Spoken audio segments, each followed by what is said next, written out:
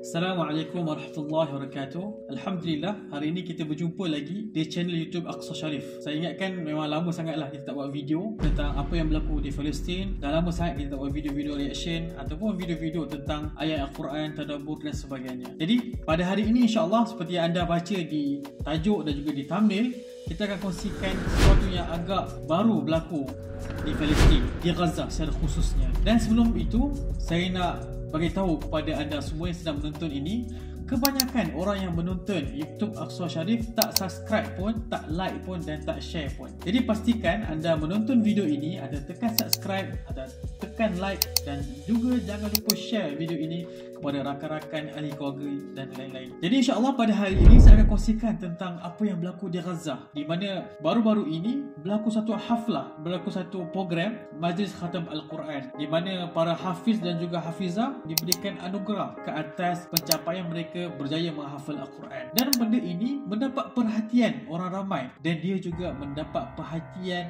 musuh-musuh Gaza. Siapa ke musuh-musuh Gaza ini? Orang Yahudi. Jadi saya nak tontonkan kepada anda satu video yang menunjukkan bahawa orang Yahudi ini takut dengan orang-orang yang menghafal Al-Quran di Palestin. Dan mereka mengatakan apa?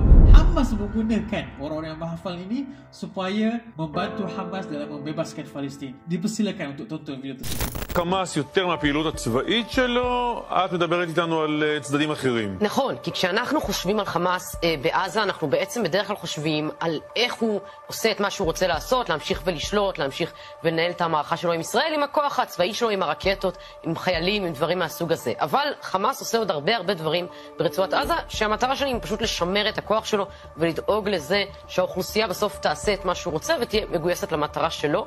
ואירוע כזה ממש עולה מעל פני השטח שבוע שעבר.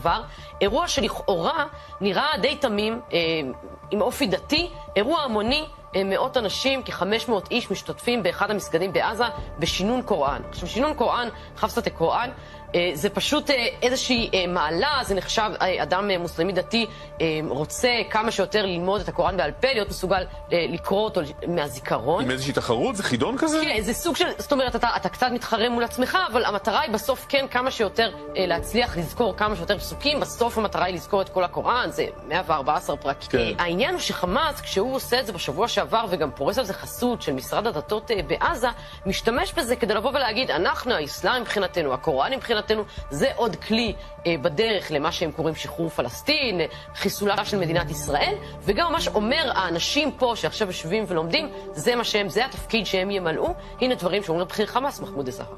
רק כדי לדעת להעריך את הזוכים, את אלה שזוכרים את זה, כמה זה מסובך, כמה גדול זה?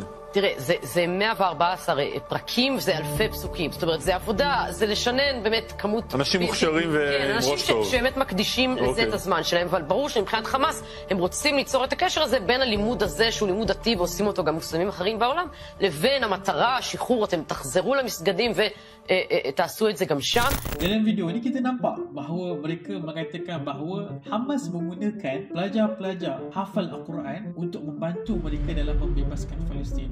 Jadi mereka seolah-olah nak mengatakan bahawa hufazul Quran Al-Karim, ahli Quran ini, orang yang menghafal Al-Quran ini digunakan ataupun mereka ini ada kekuatan untuk membantu Hamas dalam membebaskan Palestin. Persoalan dekat sini, kenapa mereka perlu takut? Ini budak orang hafal Al-Quran. Mereka bukannya hafal ilmu-ilmu nuklear. Mereka bukan hafal ilmu-ilmu macam mana nak buat peluru berpandu. Mereka bukan hafal macam mana nak buat senjata. Mereka bukannya menghafal buku-buku macam mana jadi tentera. Tidak, mereka menghafal kitab Allah. Dan saya ingin katakan kepada penonton yang menonton ketika ini bahawa mereka wajar untuk rasa cemas. Mereka patut untuk merasa takut seperti mana mereka dakwakan Hamas menggunakan pelajar-pelajar tahfiz ini untuk bantu mereka membebaskan Palestin. Mereka patut rasa takut. Sebab apa? Sebab orang-orang yang menghafal Quran adalah orang-orang yang paling hebat, orang-orang yang terbaik. Ini adalah jaminan daripada siapa? Orang Yahudi? Tak. Jaminan daripada orang Palestin pun tak. Ini adalah jaminan daripada Rasulullah SAW sendiri. Khairukum man ta'allama al-Quran wa 'allama. Sebaik-baik antara kamu mereka yang belajar Al-Quran dan juga mengajarkannya. Dan saya ingin kongsikan kepada anda dua titik penting bila menyebut tentang orang-orang yang menghafal Al-Quran dan kenapa Yahudi wajar berasa takut. Yang pertama sekali adalah orang yang menghafal Al-Quran ini, mereka wajar ditakuti oleh musuh bukan sebab kemahiran mereka boleh menghafal sebanyak 604 muka surat. Tak. bukan sebab mereka boleh menghafal dari surah Al-Fatihah sampai surah An-Nas. Menarik jugalah kita tengok tadi video tadi, Yahudi tahu berapa jumlah surah dalam Al-Quran. Ada berapa? 114. Tapi bukan kebolehan ini yang mereka takutkan. Bukan kebolehan kemerduan suara mereka bila baca Al-Quran sehingga menyebabkan orang terdiam dan juga terkedu. Bukan sebab ini. Tetapi sebab apa? Sebab apabila orang yang membaca Al-Quran dan mereka ini memahami Al-Quran tersebut, memahami prinsip-prinsip yang telah tertulis dalam Al-Quran itu, memahami kisah-kisah perjuangan, kisah-kisah peperangan, ayat-ayat perintah, ayat-ayat larangan yang terdapat dalam Al-Quran ini membina syakhsiah mereka sebagai seorang pejuang. Dan antara isi penting yang banyak kali disebutkan dalam Al-Quran adalah bukan sekadar jihad, tetapi jihad dengan cara berperang. Ini yang disebutkan dalam Al-Quran. Dan apabila orang yang membaca Al-Quran, menghafal Al-Quran, mengulangi ayat-ayat tersebut, ia menaikkan semangat, menguatkan lagi pegangan mereka terhadap prinsip berjuang dengan secara berperang di jalan Allah Subhanahu wa taala. Antaranya ialah udzina lil ladzina qataluna bi annahum zulimu, diizinkan kepada orang yang dizalimi untuk berperang. Dalam ayat lain, waqatiluhum hatta la takuna fitnatun wa yakuna ad-dinu lillah, dan perangilah musuh-musuh Allah itu sampai berlakunya keamanan, hatta la takuna fitnah, sampai habis kekacauan dan juga kerosakan. Dan ayat yang lain, Allah memberikan jaminan kepada orang-orang mukmin yang berperang dengan apa? Dengan syurga. Innallaha ashtara minal mu'minina anfusahum wa amwalahum bi anna lahumul jannah. Allah membeli orang-orang mukmin ini diri mereka dan juga harta mereka yang mereka gunakan dengan syurga. Sebab apa? Sebab orang mukmin ini lakukan apa? Yuqatiluna fi sabilillah fayaqtuluna wa yuqtalun.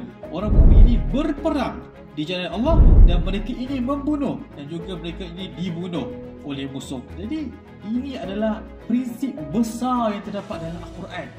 Bayangkan kalau orang-orang yang menghafal Al-Quran ini mengulangi ayat-ayat jihad, ayat-ayat berperang, sungguh mereka ini akan terbina kepribadian orang yang memahami betul-betul konsep peperang. Dan ini berbeza sebenarnya kalau kita lihat askar-askar Zionis. Mereka ini dipaksa oleh kerajaan untuk jadi tentera.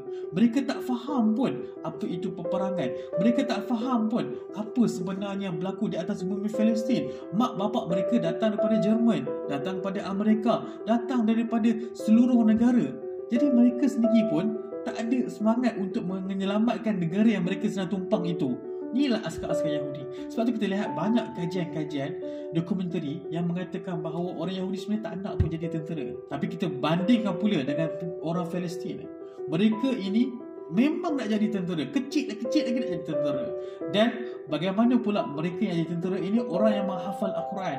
Dan Al-Quran antara prinsip yang terbesar diajarkan kepada orang yang membaca Al-Quran adalah mereka yang berjihad dengan cara berperang, membunuh musuh yang melakukan kerosakan dan juga kekacauan dalam negara mereka. Ini poin nombor 1.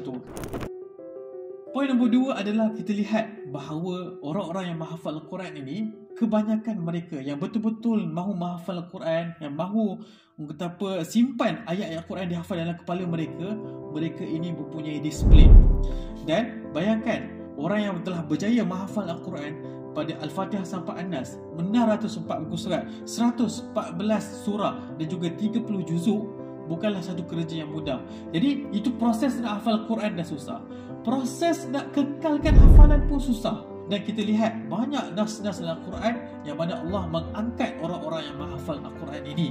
Dan kita lihat Nabi Muhammad SAW sangat tekankan tentang mengekalkan hafalan Al-Quran. Nabi menekankan tentang pentingnya murajaah. Orang yang hafal Al-Quran tahu perkataan murajaah ini, iaitu mengulangi bacaan Al-Quran.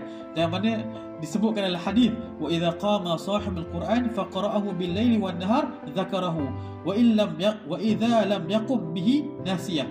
Apabila orang yang menghafal Al-Quran ini mereka berjaga siang dan malam mengulangi hafalan yang mereka telah hafal, dia akan ingat. Dan apabila dia tak buat benda tu, dia akan lupa. Dalam satu hadis yang lain, ta'ahadul Quran fa walladhi bi yadihi wa huwa ashaddu tafallutan min al-ibil fil uqliha.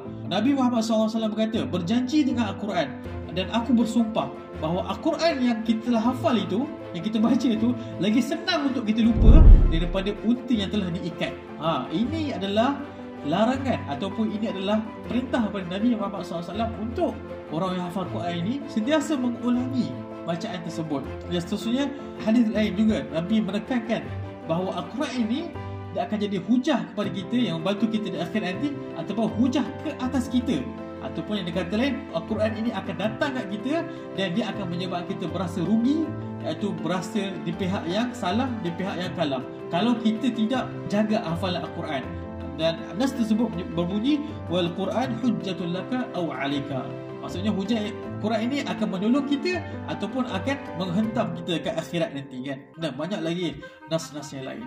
Dan bayangkan baru-baru ini adanya program Majlis Khatam Al-Quran. Selama 518 pelajar hafiz dan juga hafizah berjaya menambatkan mereka punya hafalan Al-Quran dan mereka berdisiplin untuk menjaga hafalan mereka.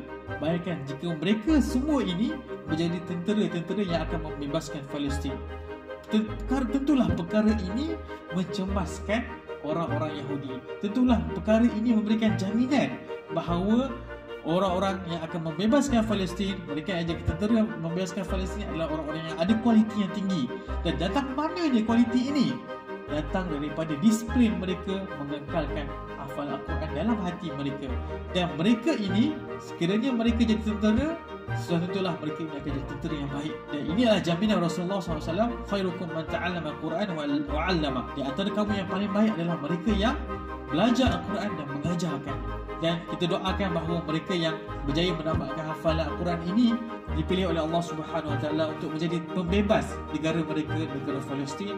Dan anda yang menonton ini, semoga ini akan menjadi inspirasi untuk anda semua untuk menghafal Al-Quran.